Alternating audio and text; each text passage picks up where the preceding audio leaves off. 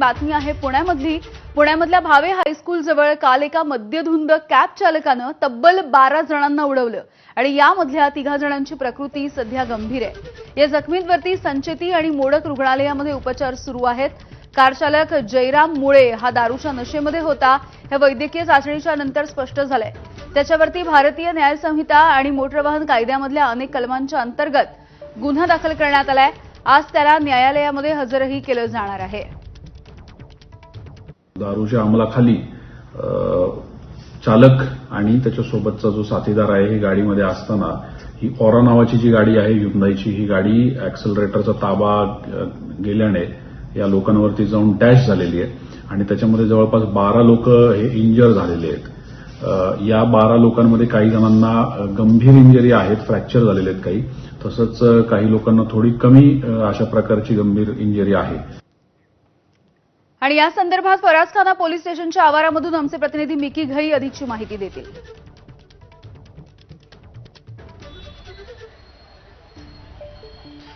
जर आपण बघितलं पुणे शहराच्या मध्यवर्ती भागात सदाशिव पेठ या ठिकाणी काल एक मोठा अपघात झाला।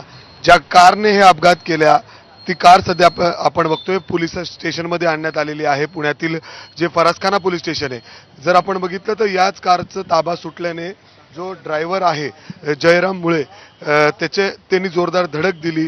त्या ठिकाणी जवळपास 12 जणांना या गाडीने उडवलंय। जर आपण बघितलं तर एका चहाच्या टपरीवर तिथं जे काही विद्यार्थी आणि तिथले लोक चहा पित होते त्यांना जोरदार धडक दिली आणि त्यानंतर आपण बघतोय समोरची ही सगळी बाजू या ठिकाणी या अपघातात पूर्ण डॅमेज झालेली आहे। अर्थात हा अपघात किती गंभीर असेल यावरून आपण अंदाज लावू शकतो। पोलिसांनी खरं तर या ड्रायव्हरला सध्या अटक केलेली आहे। तो याच पोलीस स्टेशनमध्ये सध्या आहे, खाली जेल आहे, त्या ठिकाणी त्याला ठेवण्यात आलेलं आहे। काही वेळात त्याला कोर्टात हजर केले जाईल। मात्र जर आपण बघितलं तर हे 12 जणांपैकी जे 9 जण आहेत ते किरकोळ जखमी होते, त्यांना रात्रीच तिथून हॉस्पिटलमधून डिस्चार्ज देण्यात आलेला आहे।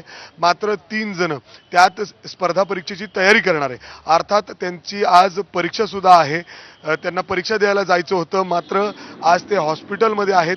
त्यांना फ्रॅक्चर झालेलं आहे, त्यामुळं त्यांना हॉस्पिटलमध्ये ॲडमिट करण्यात आलेलं आहे। स्वतः रात्री मुख्यमंत्री काही विद्यार्थ्यांची तिथं बोललेले आहेत, त्यांचं संपूर्ण खर्च देण्याची देखील जबाबदारी त्यांनी घेतली। मात्र आज त्यांना परीक्षा देता येणार नाहीये याचं खंत, याचं दुःख त्यांना आहे।